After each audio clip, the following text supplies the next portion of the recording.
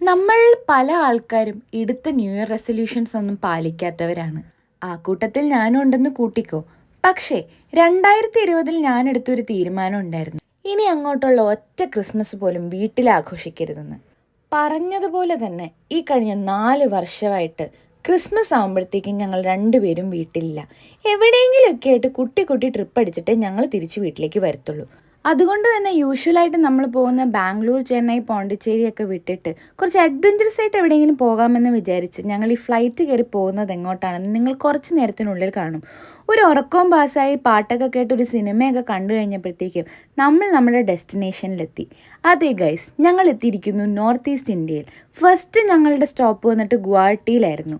To be honest, ഗുവാഹട്ടിയിലെ റൂമിലിരുന്നിട്ടാണ് ഞങ്ങൾ whole trip plan ചെയ്യാൻ തുടങ്ങിയത് തന്നെ. അതുകൊണ്ട് ഇനി ബാക്കിയുള്ള വിശേഷങ്ങൾ ഇനി വരുന്ന വീഡിയോയിൽ വെച്ച് കാണാം. അപ്പോൾ ടാറ്റാ.